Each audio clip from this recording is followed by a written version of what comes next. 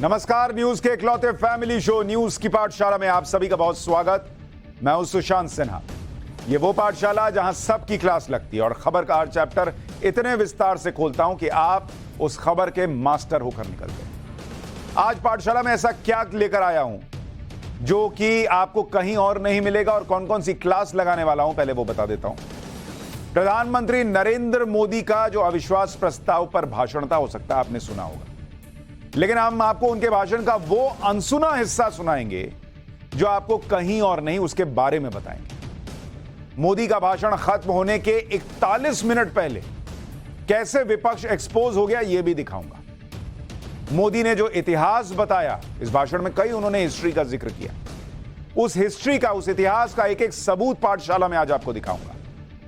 नरेंद्र मोदी कह रहे थे कि प्लेन में कांग्रेसी परिवार जो है वो केक काटा करता था, आज उसकी फोटो भी आपको दिखाऊंगा और उसका इतिहास भी बताऊंगा। पीएम मोदी के भाषण का वो हिस्सा भी दिखाऊंगा जो 2024 में जीत दिलाएगा। इसके अलावा सीएम योगी की उस सीक्रेट मीटिंग का जिक्र होगा जिसने मोदी की यूपी में 80 सीटें पक्की की। पीएम मोदी के बाद अब सीएम योगी इंडिया को झटका देने वाले हैं क्या? पाकिस्तानी सीमा का भी जिक्र होगा जिसकी फिल्म का पहला सीन आ गया है। और पाकिस्तान गई भारतीय अंजू क्यों रो रो कर अब भारत आने की गुहार लगा रही है, पहला चैप्टर।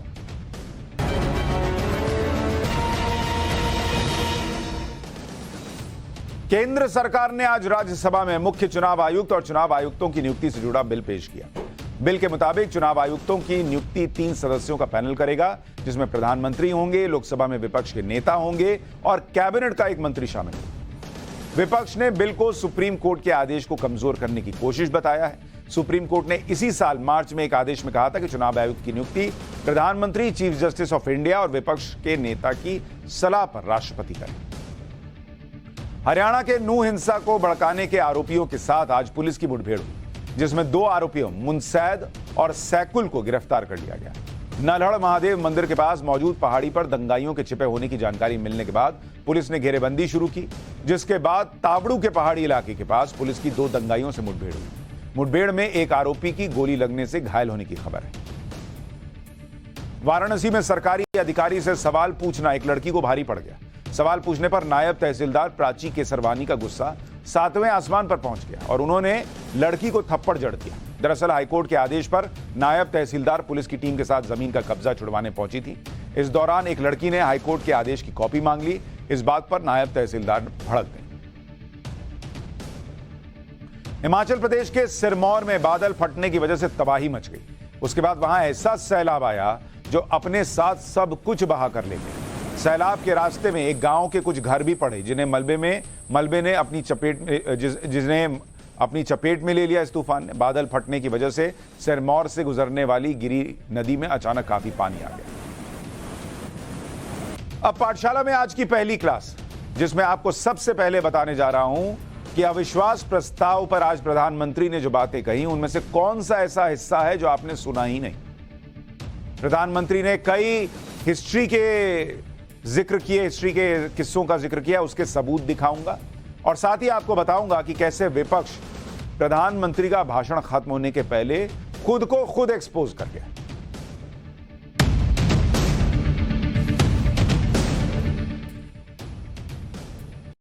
कल हमने आपको बताया था कि संसद में ये जो अविश्वास प्रस्ताव पर चर्चा चल रही है उसमें 2 नेताओं के भाषण का इंतजार सभी को है।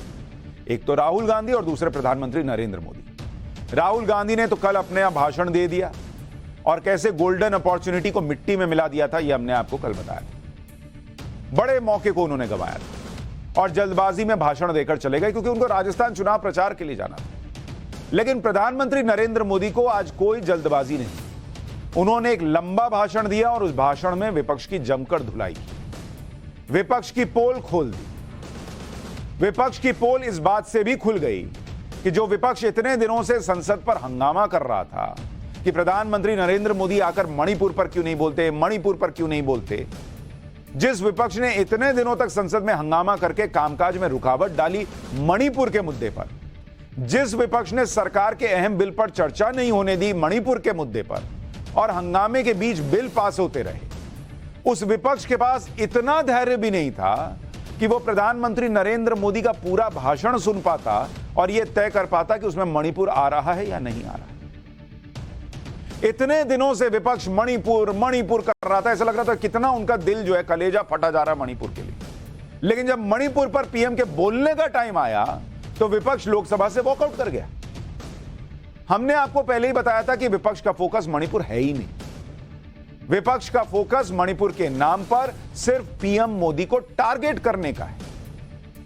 विपक्ष का एकमात्र एजेंडा था कि किसी तरह से संसद में पीएम को बोलने के लिए मजबूर कर दें और इसलिए वो अविश्वास प्रस्ताव लेकर आए। लेकिन अविश्वास प्रस्ताव किसी मुद्दे पर नहीं होता, वो पूरी सरकार के कामकाज पर होता है कि भाई ये सरकार जो है ये सदन का विश्वास खो चुकी है, इसको गिर जाना चाहिए। इसलिए पीएम हर बात का जवाब दे रहे थे। लेकिन विपक्ष चाहता था कि पीएम अपने भाषण की शुरुआत में ही मणिपुर पर बोल दें। क्यों भाई, क्यों बोल दें? कोई ये फरमाइशी गीतमाला चल रही है कि आपने फरमाइश की है, झुमरी तलैया से मोनू बबलू और चिंटू की चिट्ठी आई है कि हमको फलाना गाना सुनना है, तो फरमाइशी गीतमाला में वही गाने से शुरू होगा क्या कार्यक्रम? अरे प्रधानमंत्री का भाषण है भाई। आप जब भाषण दे रहे थे तो प्रधानमंत्री ने बताया था कि आप जो है वो मत शुरू कीजिए अडानी अंबानी से, आप मत शुरू कीजिए अपनी भारत जोड़ो यात्रा से। आपका जो मन आ रहा था वो बोल रहे थे। आप मणिपुर पे कब आए थे? आप शुरू मणिपुर से किए थे क्या? लेकिन इनको हर चीज में प्रधानमंत्री क्या बोले, कैसे बैठे, कैसे पसीना पोंछे, कहां खड़े हों, क्या ना करें, अर्थव्यवस्था में क्या करें, विदेश कितनी बार जाएं, देश में कितनी बार रहें, सब इनको बताना है, क्योंकि इतने साल सत्ता की आदत रही है। तो वैसे ही आज ये भाषण में पहले सुनना चाहते थे कि पीएम पहले ही मणिपुर पर बोले और कोई बात ना हो। विपक्ष का एक टारगेट तो पूरा हो गया कि पीएम संसद में जवाब देने आए। लेकिन जब पीएम आए तो विपक्ष को भी पीएम को पूरा सुन लेना चाहिए था। बाद में विरोध करते कि अरे पीएम जो है मणिपुर पर बोले या नहीं बोले। लेकिन पीएम के मणिपुर पर बोलने के पहले ही विपक्ष सदन से चला गया, वॉकआउट कर गया भाई, और खुद को एक्सपोज कर दिया। सुनिए विपक्ष के वॉकआउट के दौरान क्या हुआ और पीएम ने इस पर क्या कहा। फिर मैं आपको बताऊंगा कि कैसे विपक्ष मणिपुर को लेकर गैर सीरियस है, उसका एजेंडा मणिपुर था ही नहीं, साबित करूंगा। पहले पीएम को सुनिए और वहां क्या हुआ वो देखिए।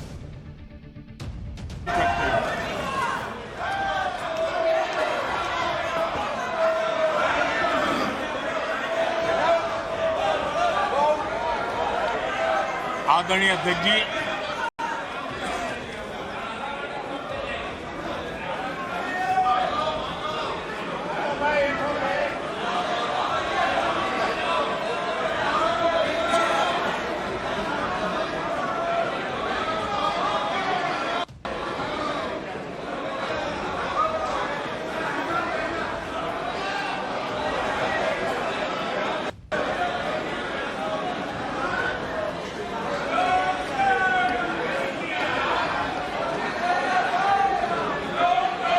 आदरणीय लोकतंत्र में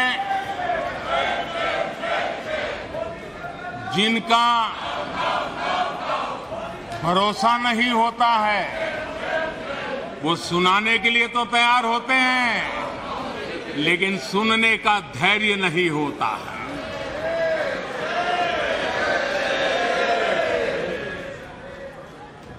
अपशब्द बोलो, भाग जाओ, कूड़ा कचरा फेंको, भाग जाओ, झूठ फैलाओ, भाग जाओ। यही जिनका खेल है। ये देश इनसे अपेक्षा ज्यादा नहीं कर सकता है। अगर इन्होंने गृह मंत्री जी की मणिपुर की चर्चा पर सहमति दिखाई होती तो अकेले मणिपुर विषय पर विस्तार से चर्चा हो सकती थी, हर पहलू पर चर्चा हो सकती थी और उनको भी बहुत कुछ कहने का मौका मिल सकता था। लेकिन उनको चर्चा में रस नहीं था। और कल अमित भाई ने विस्तार से इस विषय की चीजें जब रखी तो देश को भी आश्चर्य हुआ है कि लोग इतना झूठ फैला सकते हैं। इसके बाद पीएम ने मणिपुर पर क्या बोला वो भी आपको सुनाऊंगा। लेकिन मणिपुर को लेकर इसी सत्र में विपक्ष बार बार एक्सपोज हो रहा है। जो लोग मणिपुर मणिपुर चिल्लाते रहे, सदन की कार्रवाई ठीक से नहीं चलने दिया, वो अरविंद केजरीवाल वाले दिल्ली वाले बिल पर चुपचाप पूरे दिन चर्चा के लिए तैयार हो गए थे। तब मणिपुर साइड लग गया था। और आज इतनी मणिपुर की चिंता थी तो उनके पास क्या 2 घंटे का समय नहीं था? क्योंकि मैं आपको टाइमिंग के साथ साबित करता हूं कि विपक्ष मणिपुर को लेकर कितना गैर सीरियस है। आप देखिए, इनका एजेंडा मणिपुर था ही नहीं, इनका एजेंडा सिर्फ नरेंद्र मोदी को घेरना था और उनको सदन में ले आए ये साबित करना था। लेकिन ये करके इन्होंने गलती की। अभी दिखाऊंगा क्या क्या गलती की। आप टाइमिंग देखिए, पीएम मोदी का जो भाषण है, उस भाषण की अगर आप टाइमिंग देखेंगे और विपक्ष ने क्या किया वो देखेंगे तो आपको अपने आप सब समझ में आ जाएगा। यह शुरू कब हुआ भाषण? यह भाषण शुरू हुआ शाम 5:05 यानी शाम 5:05 5 PM पर। खत्म कब हुआ यह भाषण? 7:20 शाम के 7:20 PM पर खत्म हो गया। विपक्ष का वॉकआउट कितने बजे हुआ? विपक्ष ने वॉकआउट कर दिया 6:39 6:39 PM पर विपक्ष बाहर चला गया कि नहीं, हम नहीं सुने। यानी पीएम का भाषण टोटल कितनी देर का था? टोटल भाषण था 2 घंटे और 15 मिनट का भाषण था। ठीक है, 2 घंटे 15 मिनट का। विपक्ष सुना कितनी देर? विपक्ष सुना करीब 94 मिनट यानी 1.5 घंटे। बचा हुआ भाषण कितना था? बचा था 41 मिनट। ठीक है, क्या विपक्ष के पास 41 मिनट का धैर्य नहीं था? इतना नहीं था आपके पास मणिपुर के नाम पर? आपको मणिपुर की इतनी चिंता है, इतना सीरियसनेस था कि नहीं नहीं हम नरेंद्र मोदी से नीचे किसी की सुनेंगे नहीं। अरे गृह मंत्री का विभाग, नहीं नहीं हम नरेंद्र मोदी से नीचे किसी को सुनेंगे नहीं। और नरेंद्र मोदी का 2 घंटे 15 मिनट का भाषण सुनने के लिए आपके पास 2 घंटे 15 मिनट नहीं थे मणिपुर के लिए कि सुन लेते कि अच्छा इसमें मणिपुर आता है या नहीं, और उसके बाद वॉकआउट कर जाते, आप वोटिंग में नहीं रहते। 2 घंटे 15 मिनट नहीं थे। राहुल गांधी कल जो है वो राजस्थान का अपना दौरा नहीं छोड़ सके और विपक्ष 2 घंटे 15 मिनट नहीं बैठ सका और इनको मणिपुर मणिपुर चिल्लाना है। अगर 41 मिनट और वहां बैठ जाता विपक्ष, अच्छा चलिए आप कहेंगे हमको कैसे पता 41 मिनट में खत्म होगा? नहीं खत्म होता, 3 घंटे में खत्म होता। क्या पीएम क्या रात भर बोलते रहते क्या? उतना भी धैर्य नहीं था। जो लोग संसद में 21 दिन से हंगामा कर रहे थे उनके पास 2.25 घंटे नहीं थे। 41 मिनट और पीएम को सुन लेते तो क्या चला जाता है? लेकिन नहीं, यहां इशू क्या आ गया कि हमने बोला मणिपुर से शुरू कीजिए तो ये अपना काम कैसे गिना रहे हैं। इसीलिए मैं कह रहा हूं कि कोई फरमाइशी गीतमाला चल रही है बॉस कि आपने कह दिया मणिपुर से शुरू होगा, फिर आप कहेंगे कि जो है अब आप इस पे बोलिए उस पे बोलिए। जो राहुल गांधी मणिपुर पर इतनी बड़ी बड़ी बातें कर रहे थे वो आज पीएम मोदी के भाषण के दौरान एक बड़े हिस्से में अपनी सीट पर नहीं थे। भाई ये सीरियसनेस है। देखिए राहुल गांधी अपनी सीट पे नहीं थे। पीएम का भाषण 5 बजे के करीब शुरू हुआ, 5:05 पे। राहुल गांधी अपनी सीट पर 6:30 बजे पहुंचे हैं। करीब 1.5 घंटे का भाषण हो चुका था तब राहुल गांधी पहुंचे। और राहुल गांधी जब लोकसभा में अपनी सीट पर आए तब पीएम मोदी ने क्या कहा वो भी सुनिए और उसके बाद क्या हुआ वो भी बताऊंगा। आदरणीय, देखिए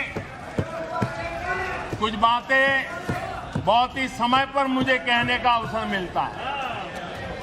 बहुत सी बातें ऐसी होती है, इत्तेफाक देखिए कि कोई मैं तो तय करके बैठता नहीं हूं, लेकिन इत्तेफाक देखिए कल यहां दिल से बात करने की बात भी कही गई। उनके दिमाग के हाल को तो देश लंबे समय से जानता है, लेकिन अब उनके दिल का भी पता चल गया। जब राहुल गांधी आए तो उनके लोकसभा के आने के 10 से 15 मिनट के अंदर ही विपक्ष ने वॉकआउट कर दिया। यह क्या इत्तेफाक था कि राहुल गांधी आए और 10 मिनट बाद वॉकआउट हो गया? पहले तो 1.5 घंटे आई नहीं लगभग, और उसके बाद 10 मिनट में विपक्ष बाहर चला गया। जो विपक्ष पहले यह चाहता था कि पीएम मणिपुर पर बयान देने के लिए संसद आए, उस विपक्ष के अरमान फिर इतने बढ़ गए कि वो अपने मुताबिक पीएम से मणिपुर पर बोलने की मांग करने लगे, और जब ऐसा नहीं हुआ तो विपक्ष वॉकआउट कर गया। यानी विपक्ष को लगा कि पीएम मोदी उनके मुताबिक अपने भाषण का सीक्वेंस तय करें और पहले मणिपुर पर बोले। विपक्ष भले ही वॉकआउट कर गया हो, लेकिन मणिपुर पर पीएम मोदी ने बोला और देश को यह भरोसा दिलाया कि उनकी सरकार मणिपुर में हालात को ठीक करने के लिए हर प्रयास कर रही है। एक बार सुनिए प्रधानमंत्री मोदी ने मणिपुर को लेकर क्या कहा, क्योंकि विपक्ष के नेता तो अंदर थे नहीं। पाठशाला में ही सुन लें पीएम ने आज क्या कहा। मणिपुर में अदालत का एक फैसला आया। अब अदालतों में क्या हो रहा है वो हम जानते हैं। अब उसके पक्ष विपक्ष में जो परिस्थितियां बनी, हिंसा का दौर शुरू हो गया। अब उसमें बहुत परिवारों को मुश्किल हुई, अनेकों ने अपने स्वजन भी खोए, महिलाओं के साथ गंभीर अपराध हुआ और ये अपराध अक्षम्य है और दोषियों को कड़ी से कड़ी सजा दिलवाने के लिए केंद्र सरकार, राज्य सरकार मिलकर के भरपूर प्रयास कर रही है। और मैं देश के सभी नागरिकों को आश्वस्त करना चाहता हूं कि जिस प्रकार से प्रयास चल रहे हैं, निकट भविष्य में शांति का सूरज जरूर उगेगा। मणिपुर फिर एक बार नए आत्मविश्वास के साथ आगे बढ़ेगा। मैं मणिपुर के लोगों से भी आग्रहपूर्वक कहना चाहता हूं, वहां की माताओं, बहनों, बेटियों से कहना चाहता हूं, देश आपके साथ है। ये सदन आपके साथ है। हम सब मिलकर के, कोई यहां हो या ना हो, हम सब मिलकर के इस चुनौती का समाधान निकालेंगे। वहां फिर से शांति की स्थापना होगी। मैं मणिपुर के लोगों को विश्वास दिलाता हूं कि मणिपुर फिर विकास की राह पर तेज गति से आगे बढ़े। उसमें कोई प्रयासों में कोर कसर नहीं रहेगी। प्रधानमंत्री ने संयमित तरीके से मणिपुर पर बात भी की और मणिपुर को विश्वास भी दिलाया कि देश उनके साथ है। लेकिन सच्चाई यह है कि विपक्ष को तो मणिपुर पर सुनना ही नहीं। उन्हें तो बस पीएम को टारगेट करना था, उन्हें तो बस संसद के अंदर पीएम को अपमानित करना था, जिसके लिए वो इतने दिनों से लगे हुए। और विपक्ष ने आज यही किया। जब विपक्ष के नेता अधीर रंजन चौधरी बोल रहे थे तो उन्हें सुनने के लिए पीएम सदन में आए, लेकिन अधीर रंजन चौधरी पीएम पर अभद्र तरीके से बोले, इसके आरोप लग रहे हैं, जिस पर गृह मंत्री अमित शाह ने खड़े होकर उन्हें टोका। सुनिए उस वक्त लोकसभा में क्या हुआ। मणिपुर में हमें देखा कि हमारे घर की मां बहनों को वस्त्रहीन हालत में विवश करके उन पे ऊपर हमला हो रहे हैं, बलात्कार की घटना घट रही है। तो मुझे एक बार ये बोलने का इच्छा हो रहे हैं कि जब राजा अंधा रहते हैं, धृतराष्ट्र जब अंधा रहते थे, उस समय द्रौपदी की वस्त्रण हुई थी। आज भी राजा अंधे बैठे हैं, इसलिए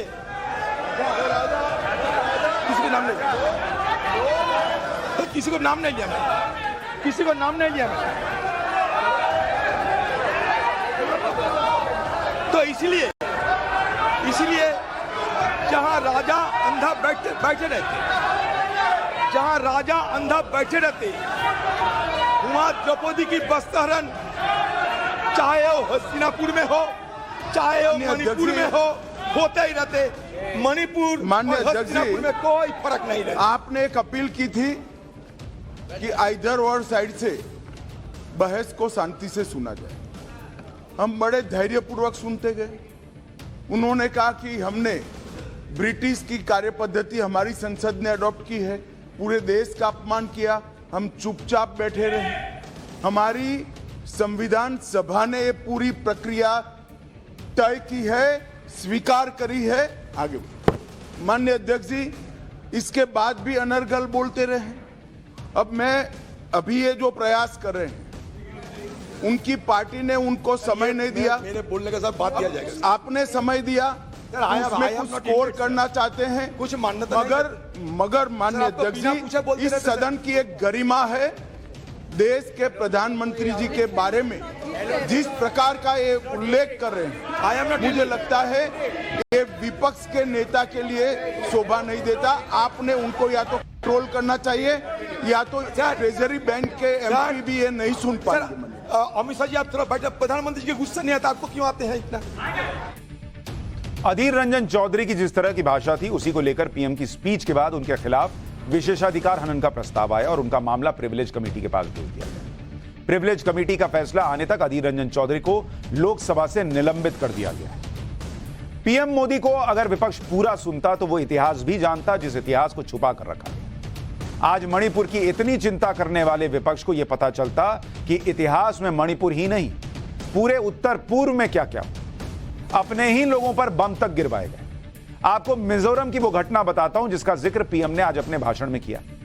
57 साल पुराने इस पूरे कांड के बारे में आप भी सुनेंगे तो हैरान रह जाएंगे। साल 1960 में मिजोरम असम का हिस्सा हुआ करता था और वो इलाका मिजो हिल्स कहा जाता था। तब असम की सरकार ने असमिया भाषा को राजकीय भाषा घोषित कर दिया और जिसे असमिया भाषा नहीं आती उन्हें सरकारी नौकरी नहीं मिल सकती। मिजो लोगों ने इसका बहुत विरोध किया और फरवरी 1961 को इसी वजह से मिजो नेशनल फ्रंट यानी एमएनएफ बना। साल 1964 में असमिया भाषा लागू होने की वजह से असम रेजिमेंट ने अपनी 2nd बटालियन को बर्खास्त कर दिया। इसमें ज्यादातर मिजो लोग थे। इससे मिजो हिल्स के लोगों में नाराजगी बढ़ी और अगले कुछ सालों में हालात बहुत खराब हो गए। इस दौरान इंदिरा गांधी देश की प्रधानमंत्री बन चुकी थी और उनके प्रधानमंत्री बनने के बाद 5 मार्च 1966 को वायुसेना के 4 लड़ाकू विमानों को मिजोरम की राजधानी आइजोल में बमबारी की जिम्मेदारी दी गई। वायुसेना के लड़ाकू विमानों ने आइजोल और आसपास के इलाकों पर के जो क्षेत्र थे उनमें 13 मार्च तक बमबारी की। इस पूरी घटना में कई लोग मारे गए। इन विमान पायलट्स में 2 शख्स ऐसे थे जिन्होंने आगे चलकर भारतीय राजनीति में नाम कमाया। एक का नाम था राजेश पायलट और दूसरे का नाम था सुरेश कलमाड़ी। इस पूरे कांड में जब पत्रकारों ने इंदिरा गांधी से जवाब मांगा तो वो पलट गईं और ये कह दिया कि वहां तो लोगों के लिए राशन गिराया गया था। सवाल ये पूछा गया कि बॉस, लड़ाकू विमान से कौन राशन गिराता है? ये हुआ था उस वक्त मिजोरम में, जिसका जिक्र आज प्रधानमंत्री कर रहे हैं। इसी तरह से पीएम मोदी ने 1962 का जिक्र किया और यह बताया कि कैसे 1962 की लड़ाई में असम को उसके हाल पर नेहरू जी ने छोड़ दिया था। हम इसके बारे में आपको पाठशाला में बता चुके हैं। आपको 1962 का एक और उदाहरण बताता हूं। चीन युद्ध खत्म होने के ठीक एक दिन पहले नेहरू जी ने 20 नवंबर 1962 को ऑल इंडिया रेडियो पर एक भाषण दिया था, जिसमें नेहरू ने अरुणाचल प्रदेश पर चीन के हमले का जिक्र किया था। चीन की बड़ी सेना नेफा अरुणाचल प्रदेश जो था उसके उत्तरी हिस्से में मार्च कर रही है। वोलोंग और सेला में हमें नेगेटिव रिजल्ट मिले हैं और आज नेफा का एक छोटा सा टाउन बॉम्डीला भी हमने खो दिया। हम तब तक चैन से नहीं बैठेंगे जब तक घुसपैठियों को भारत से बाहर न कर दें। मैं ये बात स्पष्ट कर देना चाहता हूं, खासतौर पर असम के नागरिकों से जिनके लिए इस समय मेरा दिल रो रहा है। जिस समय नेहरू ने यह भाषण दिया था उस समय तक चीन ने असम पर हमला भी नहीं किया था, लेकिन ऑल इंडिया रेडियो पर नेहरू के इस भाषण पर उस समय असम के लोगों पर क्या असर पड़ा यह भी आप सुनिए। नेहरू की स्पीच के बाद असम के तेजपुर में पैनिक फैल गया। तेजपुर में लोगों को लगने लगा कि यहां भी चीन हमला करने वाला है। तेजपुर जो अरुणाचल प्रदेश से मात्र 154 किलोमीटर दूर था, वहां से आम लोग पलायन करने लगे। तेजपुर कलेक्ट्रेट में अधिकारियों ने जरूरी कागज और करेंसी नोट जला दिए। नेहरू ने अपने भाषण में यह नहीं कहा था कि चीन असम पर भी हमला करने वाला है, लेकिन नेहरू ने जिस तरह से कहा वो असम के लोगों के लिए चिंताजनक बन गया और उनका दिल असम के लिए रो रहा है। उससे यह मैसेज गया कि असम सुरक्षित नहीं है, वो भी चीन के हाथ में जाने वाला है। ऐसी चीजें पूर्वोत्तर को लेकर हुई हैं और इन ऐतिहासिक तथ्यों को बताते हुए आज पीएम मोदी ने कहा कि नॉर्थ ईस्ट में समस्याओं की जननी कांग्रेस है। सुनिए एक बार पीएम को। मैं आज बड़ी गंभीरता से कहना चाहता हूं, नॉर्थ ईस्ट की इन समस्याओं की कोई जननी है तो जननी एकमात्र कांग्रेस है। नॉर्थ ईस्ट के लोग इसके लिए जिम्मेवार नहीं है, इनकी ये राजनीति जिम्मेवार है। आप सबको भी मैं याद दिलाना चाहता हूं साथियों, यहां मेरे जो नॉर्थ ईस्ट के भाई हैं उनको हर चीज का पता है। जब मणिपुर में वो एक समय था, हर व्यवस्था उग्रवादी संगठनों की मर्जी से चलती थी, वो कहे वो होता था। और उस समय सरकार किसकी थी मणिपुर में? किसकी सरकार थी? जब सरकारी दफ्तरों में महात्मा गांधी की फोटो नहीं लगाने दी जाती थी, तब सरकार किसकी थी? जब मोइरांग में आजाद हिंद फौज के संग्रहालय पर नेताजी सुभाष चंद्र बोस की प्रतिमा पर बम फेंका गया, तब मणिपुर में सरकार किसकी थी? तब मणिपुर में सरकार किसकी थी? आदरणीय अध्यक्ष जी, जब मणिपुर में स्कूलों में राष्ट्रगान नहीं होने देंगे, ये निर्णय किए जाते थे, तब मणिपुर में सरकार किसकी थी?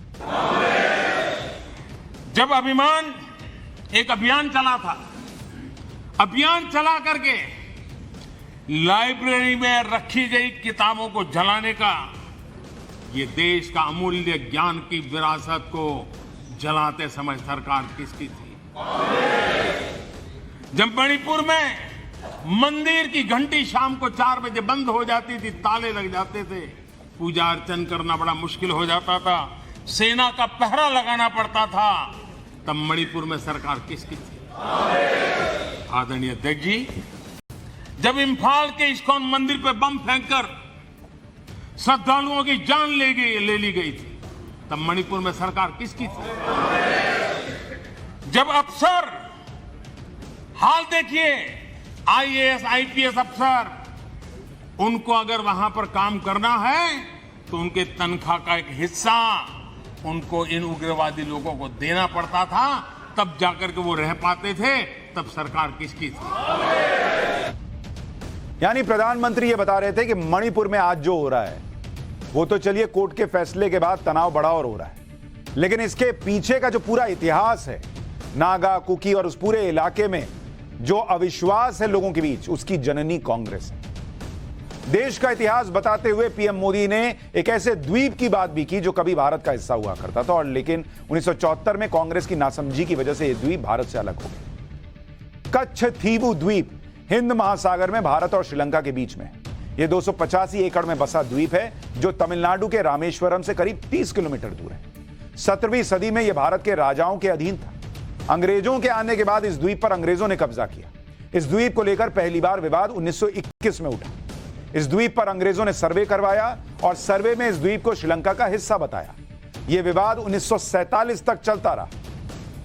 आजादी के बाद सरकारी दस्तावेजों के हिसाब से यह द्वीप 1974 तक भारत का हिस्सा रहा। 1974 में इंदिरा गांधी की सरकार उस वक्त भारत और श्रीलंका दोनों देशों के मछुआरे आते थे, लेकिन 1974 में ही भारत और श्रीलंका के बीच एक समझौता हुआ, जिसके तहत इंदिरा गांधी ने कच्छ थीवू द्वीप को श्रीलंका को सौंप दिया। इसके बाद तमिलनाडु ने मछुआरों में बहुत गुस्सा था। तमिलनाडु के तत्कालीन मुख्यमंत्री एम करुणानिधि ने भारत सरकार को पत्र लिखकर इस समझौते पर ऐतराज जताया था। इस एक गलती की वजह से भारतीय मछुआरों को आज भी सजा मिल रही है। जो मछुआरे कच्छ थीवू द्वीप तक या उसको पार कर जाते हैं, उन्हें श्रीलंका का प्रशासन पकड़ लेता है।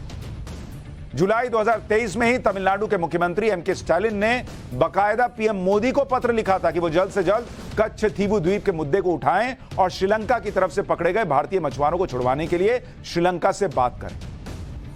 पीएम ने आज याद दिलाया कि यह द्वीप भी कांग्रेस ने दे दिया था श्रीलंका को। पीएम मोदी ने अपने भाषण में जब इतिहास के पन्ने पलटे तो देश की जनता को यह भी बताया कि जो लोग आज देश की चिंता जता रहे हैं वो कभी खुद को राजा समझते थे। पीएम ने कहा कि जिन विमानों से आज वैक्सीन भेजी जाती है, उन विमानों में कभी बर्थडे केक काटे जाते थे। ये बर्थडे केक कौन काटता था, इसके बारे में आपको बताऊंगा, लेकिन पहले पीएम मोदी को सुनिए, फिर केक काटने की तस्वीर भी दिखाता हूं।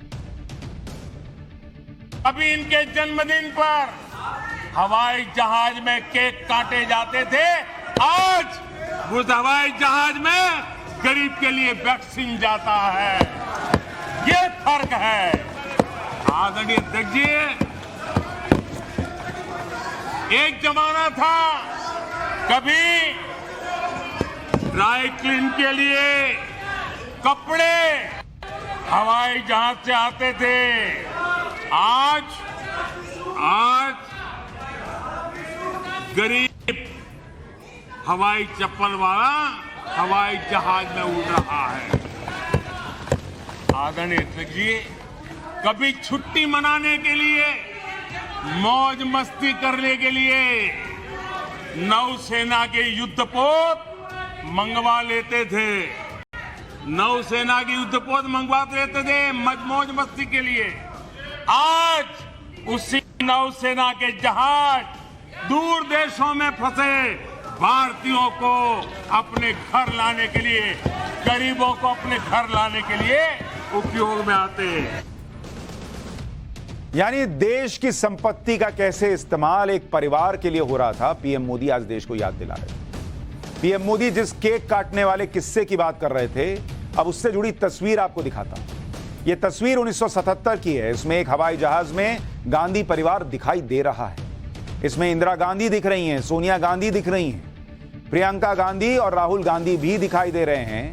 ये सब 7 साल के राहुल गांधी का बर्थडे सेलिब्रेट करने के लिए प्लेन में हो रहा है, ये भी दिख रहा है।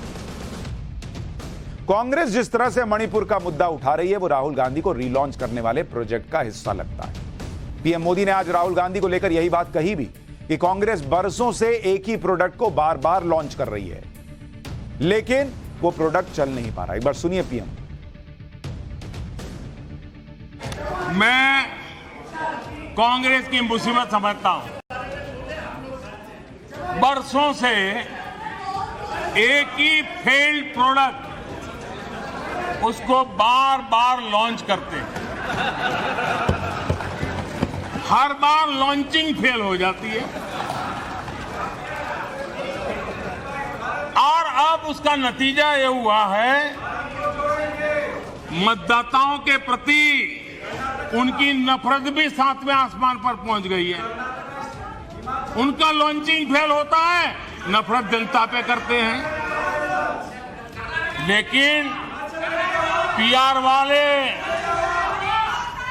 प्रचार क्या करते हैं? मोहब्बत की दुकान का प्रचार करते हैं, इकोसिटी में लग पड़ती है।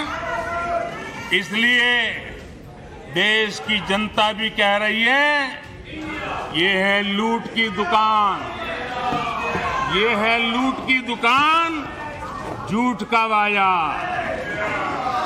ये है लूट की दुकान, झूठ का बाजार। इसमें नफरत है, घोटाले हैं, तुष्टीकरण है, मन काले हैं। परिवारवाद की आग के दशकों से देश हवाले है। और तुम्हारी दुकान ने इमरजेंसी बेची है, बंटवारा बेचा है, सिखों पर अत्याचार बेचा है, झूठ कितना सारा बेचा है, इतिहास बेचा है, उरी के सच के प्रमाण बेचा है। शर्म करो नफरत की दुकान वालों, तुमने सेना का स्वाभिमान बेचा है। विपक्ष ने मोदी से लड़ने के लिए गठबंधन तो बना लिया, नया नाम भी रख लिया, लेकिन वो ये बताने की स्थिति में नहीं है कि उनका फेस कौन है। पीएम मोदी ने आज यही बात पकड़ ली और कहा कि ये ऐसी बारात है जिसमें हर कोई दूल्हा बनना चाहता है। सुनिए एक बार। ये इंडिया गठबंधन नहीं है, ये इंडिया गठबंधन नहीं है, एक घमंडिया गठबंधन है। ये इंडिया गठबंधन नहीं है, घमंडिया गठबंधन है। और इसकी बारात में हर कोई दूल्हा बनना चाहता है, सबको प्रधानमंत्री बनना है। पीएम मोदी ने विपक्षी गठबंधन की पोल तो खोली, लेकिन एक गंभीर खतरे के प्रति फिर आगाह किया। देश की राजनीति में जिस तरह से वोट बटोरने के लिए रेवड़ी कल्चर हावी हो गया है, वो आगे देश के लिए बहुत खतरनाक है। उन्होंने फिर आज इसके बारे में आगाह किया देश को। ये देश में ये घमंडिया गठबंधन ऐसी अर्थव्यवस्था चाहता है जिससे देश कमजोर हो और उसका सामर्थ्य बढ़ न पाए। हम अपने आसपास के देशों में देखते हैं जिन आर्थिक नीतियों को लेकर के कांग्रेस के और साथी आगे बढ़ना चाहते हैं, जिस प्रकार से खजाने से पैसे लुटाकर वोट पाने का खेल खेल रहे हैं, हमारे आसपास के देश के हालात देख लीजिए, दुनिया के उन देशों की स्थिति देख लीजिए। और मैं देश को कहना चाहता हूं, इनसे सुधरने की मुझे कोई अपेक्षा नहीं है, वो जनता इनको सुधार देगी। आदरणीय अध्यक्ष जी, इस प्रकार की चीजों का दुष्परिणाम हमारे देश पर भी हो रहा है, हमारे राज्यों पर भी हो रहा है। चुनाव जीतने के लिए अनाप शनाप वायदों के कारण अब इन राज्यों में जनता के ऊपर नए नए दंड डाले जा रहे हैं, नए नए बोझ डाले जा रहे हैं और विकास के प्रोजेक्ट्स बंद करने की घोषणा की जा रही है। पीएम मोदी ने अपने भाषण में विपक्ष को भ्रष्टाचार, परिवारवाद की गारंटी भी बताया। पीएम मोदी ने कहा कि विपक्ष नहीं चाहता कि भारत दुनिया की टॉप 3 इकोनॉमी बने। उन्होंने कहा कि वो इसकी गारंटी देते हैं कि भारत दुनिया की तीसरी सबसे बड़ी इकोनॉमी बनेगा और वो बनाकर ही मानेंगे।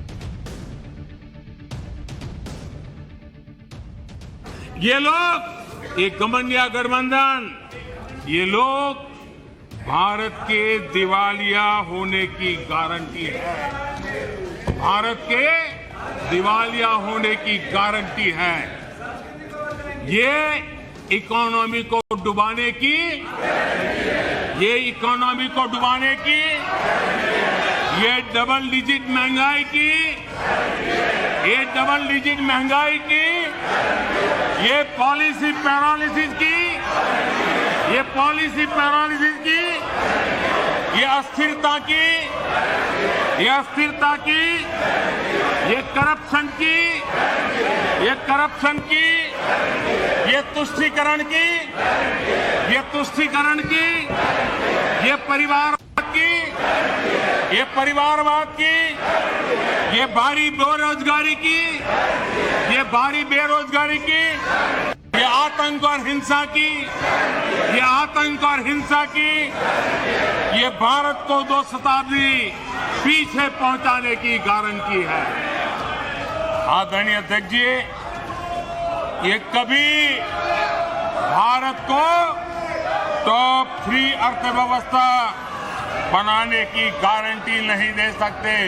ये मोदी देश को गारंटी देता है कि मेरे तीसरे कार्यकाल में मैं हिंदुस्तान को टॉप 3 की पोजीशन में लाके रहूंगा। प्रधानमंत्री करीब 2 घंटे 15 मिनट बोले, मणिपुर पर भी बोले, उत्तर पूर्व पर भी बोले, सरकार के काम भी गिनाए, कांग्रेस और विपक्ष को एक्सपोज भी किया। लेकिन जब वो ये सब कर रहे थे तो वो कॉन्फिडेंट थे कि वो तीसरे कार्यकाल के लिए सदन में फिर लौटेंगे। और उनका ये कॉन्फिडेंस आ रहा है उत्तर प्रदेश में योगी आदित्यनाथ के काम की वजह से भी।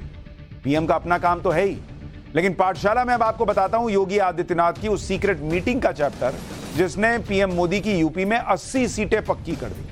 और पीएम मोदी के बाद अब सीएम योगी इस इंडिया गठबंधन को झटका देने वाले हैं।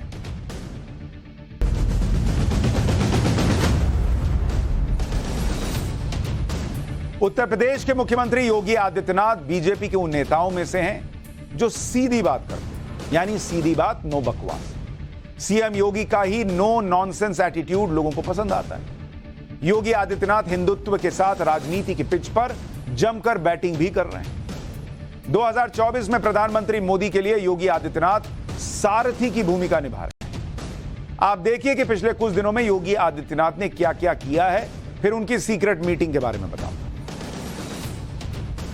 31 जुलाई को सीएम योगी आदित्यनाथ ज्ञानवापी पर कहा कि ज्ञानवापी को मस्जिद कहेंगे तो विवाद होगा। मुस्लिम समुदाय को खुद आके आकर कहना चाहिए कि ज्ञानवापी ऐतिहासिक भूल है और इसका समाधान निकलना चाहिए। यानी हिंदुत्व की पिच पर योगी आदित्यनाथ ने 2024 के लिए एजेंडा सेट कर दिया। इसके बारे में कल ही आपको विस्तार से मैंने बताया भी था। फिर 8 अगस्त को सीएम योगी ने मुरादाबाद दंगों की रिपोर्ट विधानसभा में पेश की।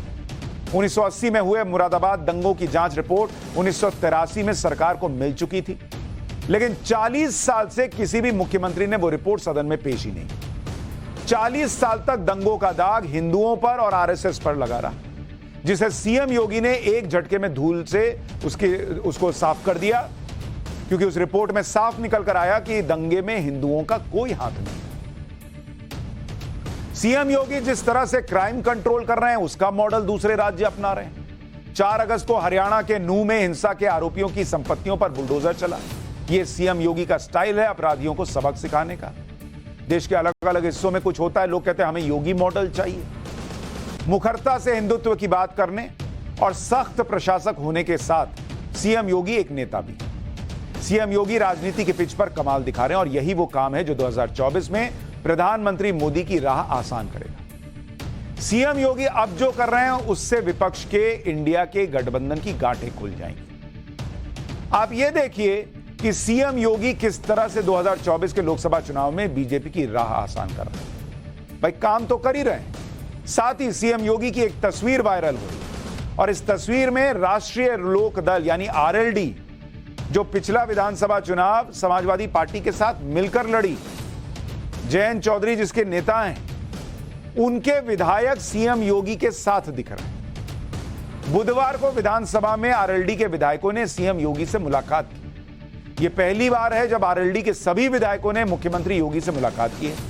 यह तस्वीर जाहिर तौर पर इंडिया गठबंधन को पसंद नहीं आएगी। जयंत चौधरी की आरएलडी विपक्षी गठबंधन का हिस्सा है और जयंत चौधरी का यूपी में समाजवादी पार्टी के साथ गठबंधन है। ऐसे में आरएलडी के विधायक दल के साथ सीएम योगी की मुलाकात से कई सवाल खड़े हो रहे हैं कि भाई ये सारे लोग क्यों मिलने पहुंच गए सीएम योगी से, वो भी अलग से, कोई समाजवादी पार्टी का नहीं है वहां पर। अब सवाल खड़े हो रहे हैं कि आरएलडी अध्यक्ष जयंत चौधरी के राजनीतिक फैसलों की वजह से विपक्ष के गठबंधन में आरएलडी शामिल है, लेकिन जरूरत के समय जयंत चौधरी ने विपक्षी गठबंधन का साथ नहीं दिया। 7 अगस्त को राज्यसभा में दिल्ली सर्विस बिल पर वोटिंग हुई थी। वोटिंग के दौरान जयंत चौधरी राज्यसभा में मौजूद नहीं थे। इसके बाद जयंत चौधरी और एनडीए के बीच नजदीकी बढ़ने की अटकलें लगने लगी। आरएलडी ने जयंत चौधरी की अनुपस्थिति पर कहा कि वो जरूरी काम की वजह से नहीं है, लेकिन जयंत चौधरी का वोटिंग में शामिल ना होना इंडिया के लिए झटके जैसा। अरे भाई, वो इंडिया में आपने देखा नहीं, व्हील चेयर पे मनमोहन सिंह आए हुए थे भाई, तबीयत खराब होने के बावजूद, और उस गठबंधन का इतना इंपॉर्टेंट साथी ऐसा क्या काम आ गया कि वो आ ही नहीं सके राज्यसभा में। अब इसे समझिए कि जयंत चौधरी दिल्ली सर्विस बिल पर, ये जो बड़ा महत्वपूर्ण विषय था इंडिया गठबंधन के लिए, राज्यसभा से गायब हो जाते हैं। और अब जयंत चौधरी की पार्टी के विधायकों ने मुख्यमंत्री योगी आदित्यनाथ से मुलाकात कर ली। क्या जयंत चौधरी के दिमाग में कुछ और ही प्लानिंग चल रही है? हालांकि आरएलडी ने बयान जारी करके सीएम योगी और आरएलडी विधायकों की मुलाकात पर सफाई दी। आरएलडी का कहना है कि आरएलडी विधायकों ने सूखा और बाढ़ से जूझ रहे किसानों की समस्याओं को लेकर मुख्यमंत्री से मुलाकात की थी। इसे आरएलडी के एनडीए में शामिल होने की तैयारी के तौर पर पेश किया जा रहा है। यह बिल्कुल गलत है। सीएम योगी के साथ मुलाकात में गन्ना किसानों के भुगतान में विलंब का मुद्दा उठाया गया, जिससे गन्ना किसानों को राहत मिल सके। आरएलडी इस बात से तो इनकार कर रही है कि वो एनडीए में शामिल होने जा रही है, लेकिन अगर पिछले 4 लोकसभा चुनाव के आंकड़ों पर नजर डालें तो पता चलता है कि आरएलडी को सबसे ज्यादा फायदा बीजेपी के साथ आने पर ही हुआ है। 2004 के लोकसभा चुनाव में आरएलडी ने समाजवादी पार्टी से गठबंधन किया। अब जरा आरएलडी का गणित देखिए। आरएलडी, राष्ट्रीय लोकदल, 2004 में किसके साथ थे? ये समाजवादी पार्टी के थे, एसपी के साथ। और ये सारे आंकड़े आपको बता रहा हूं लोकसभा के, 2004 में जब चुनाव हो रहा था, ठीक है। 2004 में आरएलडी 10 सीट पर लड़ती है, 10 पर लड़ी, 3 जीती। ठीक है, तब कब? जब वो समाजवादी पार्टी के साथ गठबंधन करके लोकसभा में उतरे। 2009 का जब चुनाव आया तो आरएलडी बीजेपी के साथ आ गई, उससे गठबंधन कर लिया। 2009 में आरएलडी 7 सीट पर लड़ी, 7 पर लड़ी और 5 पर जीती। कहां 10 पर लड़कर 3 जीत रही थी समाजवादी पार्टी के साथ, बीजेपी के साथ आई तो 7 पर लड़ी और 5 जीत गई, मतलब स्ट्राइक रेट बेटर हो गया। फिर 2014 में आरएलडी कांग्रेस के साथ जाकर लड़ी और कितने सीट पे लड़ी? 8 पर लड़ी और 0 जीती, एक भी नहीं जीत पाई, कांग्रेस के साथ गई तो। फिर आया 2019 का लोकसभा चुनाव, 2019, इसमें और एसपी और बीएसपी, एसपी प्लस बीएसपी के साथ जाकर लड़ी और तब आरएलडी एक भी सीट नहीं जीत पाई, 0 जीती सीट। यानी अगर आप ट्रैक रिकॉर्ड देखेंगे तो आरएलडी को सबसे बड़ा फायदा जो हुआ वो लोकसभा चुनाव में बीजेपी के साथ जाकर हुआ। वो जब गई कांग्रेस के साथ 0, सपा बसपा के साथ गई 0 और 2004 में सपा के साथ गई थी तो 10 में से 3 सीट जीत पाई थी, यानी 30% का स्ट्राइक रेट था। और यहां बीजेपी के साथ करीब करीब जो है आप देखिए 60% से भी ज्यादा का स्ट्राइक रेट। तो इसी वजह से कयास लगाए जा रहे हैं कि जयंत चौधरी ने एनडीए के साथ गठबंधन के रास्ते खुले रखे हैं क्या, और सीएम योगी के साथ आरएलडी विधायकों की मुलाकात को भी इसी से जोड़कर देखा जा रहा है। सीएम योगी आदित्यनाथ और आरएलडी विधायकों की मुलाकात ने उत्तर प्रदेश से लेकर दिल्ली तक खलबली मचा दी। दूसरी तरफ समाजवादी पार्टी के विधायक भी सीएम योगी के सामने हाथ जोड़ रहे हैं। समाजवादी पार्टी के विधायक स्वामी ओमवेश ने विधानसभा में ही सीएम योगी के आगे झोली फैला दी। स्वामी ओमवेश ने सीएम योगी से कहा कि वो समाजवादी पार्टी के सन्यासी हैं, इसलिए उनके क्षेत्र को तटबंध नहीं मिल रहा। स्वामी ओमवेश ने कहा कि स्टाफ का मामला है और सीएम योगी से कहा कि आपसे हाथ जोड़कर और झोली फैलाकर भीख मांग रहा, तटबंध बनाने की कृपा करें। स्वामी ओमवेश के इस बयान पर विधानसभा में सब लोग हंसने में लगे। सीएम योगी आदित्यनाथ ये सुनिश्चित कर रहे हैं कि 2024 में बीजेपी के लिए चीजें आसान रहे और इसके लिए योगी उत्तर प्रदेश को बदल भी रहे, क्योंकि केंद्र की सत्ता का रास्ता उत्तर प्रदेश से होकर जाता है। यह बहुत पुरानी कहावत है, 80 लोकसभा सीटें हैं भाई। किसानों, पिछड़ों और गरीबों के लिए योगी सरकार की योजनाओं का असर यह हुआ है कि वर्ल्ड बैंक भी मुख्यमंत्री योगी आदित्यनाथ की तारीफ कर रहा है।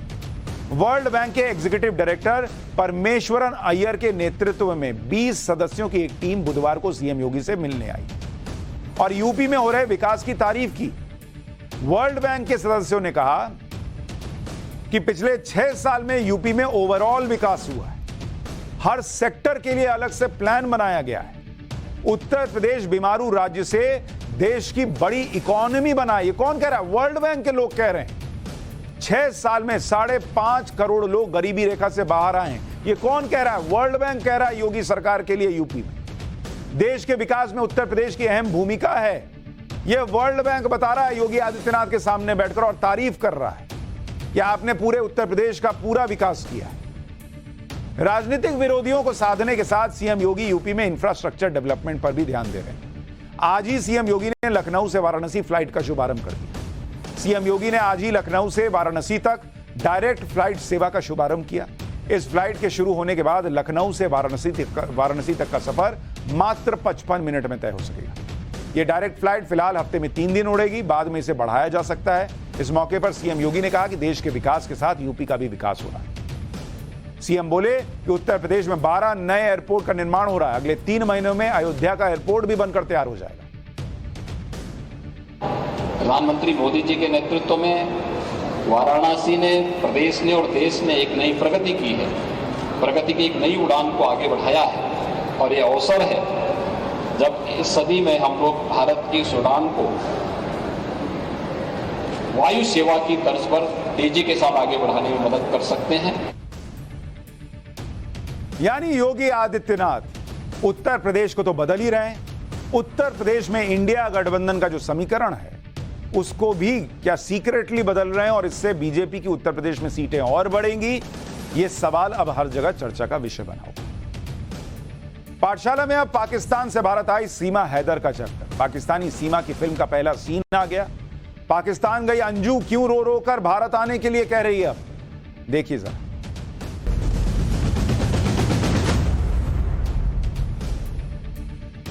सीमा हैदर जब से भारत आई है तब से लगातार सुर्खियों में।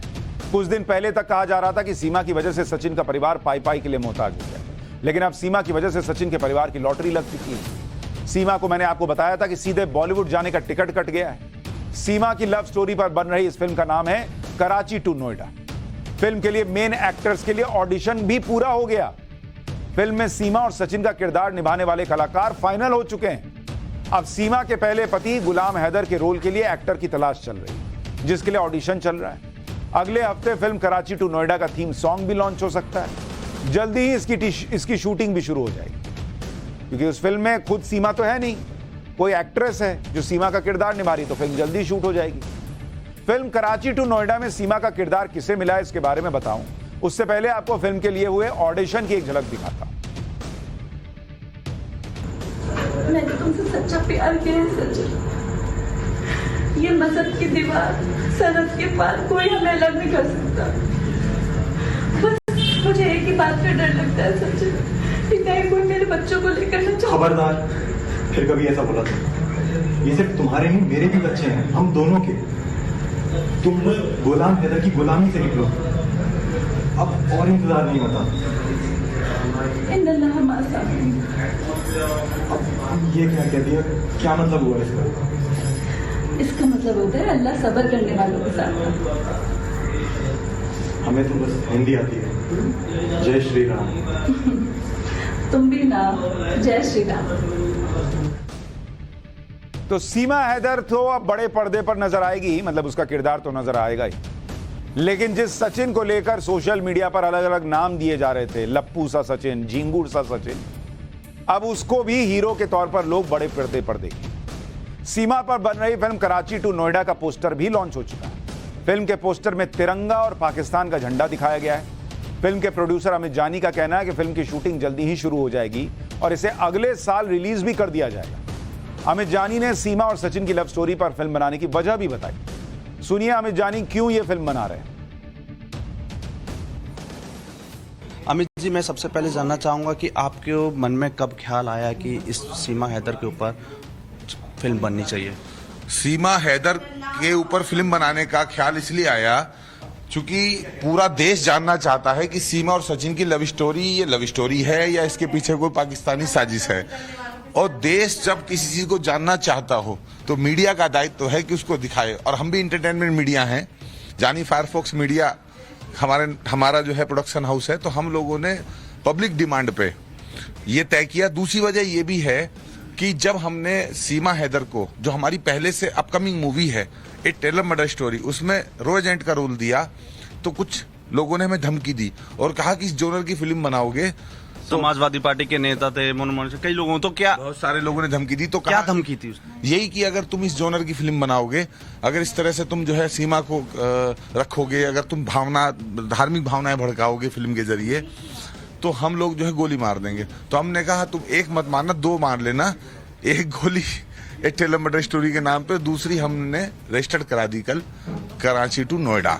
तो कराची टू नोएडा में हम दिखाएंगे किस प्रकार से सीमा वहां से आई, किन किन परिस्थितियों में वो जी, गुलाम हैदर से उसके क्या संबंध थे, परिवार में क्या तकलीफ थी।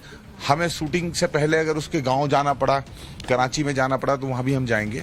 उसके आसपास के मोहल्ले वाले लोगों का भी हम उसमें जो राय है वो जानेंगे। क्योंकि जब हम ए टेलर मर्डर स्टोरी आज रिलीज करने वाले हैं 3 नवंबर में, तो उसके लिए भी हम 2-3 महीने उदयपुर राजस्थान में रहे थे। अब आपको फिल्म कराची टू नोएडा में सीमा का किरदार करने वाली एक्ट्रेस फरहीन फलक से मिलवाता हूं। सुनिए सीमा हैदर के किरदार को लेकर फरहीन क्या कह रही है। बताइए कि जिस तरीके से कराची टू नोएडा मूवी और नई सीमा हैदर के ऊपर, सीमा हैदर के बारे में आपने कुछ जाना, कितना पढ़ा, क्या समझा? आई थिंक सीमा हैदर और सचिन बहुत ज़्यादा दोनों मैडली प्यार में पागल थे। सो वी शुड नॉट जज देम। कोई बात नहीं, मतलब प्यार में पागल थे और everything is fair in love and war. So I will support them. आप सीमा के रोल प्ले करेंगे, उनके कैरेक्टर का रोल प्ले करेंगे, कितना कुछ चीजें आपको लगी, क्या क्या तैयारियां आपने की हैं कि सोच कर आप आएंगे? Sir to be very honest मैंने कोई तैयारी नहीं करी है, मैं बस सीमा हैदर से थोड़ा सा मैं इंस्पायर हूँ टू बी वेरी ऑनेस्ट, क्योंकि ये एक बहुत बड़ा ब्रेव स्टेप है। आप पाकिस्तान से इंडिया आना, दैट टू अकेले बच्चों के साथ, ये बहुत बड़े मतलब ब्रेवरी का काम है एक्चुअली। सो हमें सपोर्ट करना चाहिए इन लोगों को और जज नहीं करना चाहिए। हालांकि जो एक्ट्रेस हैं वो थोड़ी थोड़ी सीमा से मिल भी रही। एक तरफ सीमा की लव स्टोरी पर फिल्म बन रही है तो दूसरी तरफ सीमा को भी फिल्म में एक्टिंग का ऑफर मिल गया है। सीमा से जुड़ी इन फिल्मों के बारे में बताता हूं। फिल्म कराची टू नोएडा में सीमा और सचिन की लव स्टोरी और सीमा के पाकिस्तान से भारत आने की पूरी कहानी दिखाई जाएगी। हालांकि इस फिल्म में सीमा और सचिन को एक्टिंग का मौका नहीं मिलेगा। जिस फिल्म में सीमा को एक्टिंग का ऑफर मिला है उसका नाम है अ टेलर मर्डर स्टोरी। यह film Kanhaiya Lal murder case पर है। टेलर कन्हैया लाल की उदयपुर में दुकान में जो हत्या हुई थी उस पर यह फिल्म बन रही है और उसमें सीमा का रोल भारत की खुफिया एजेंसी रॉ के एक अंडरकवर एजेंट के तौर पर है।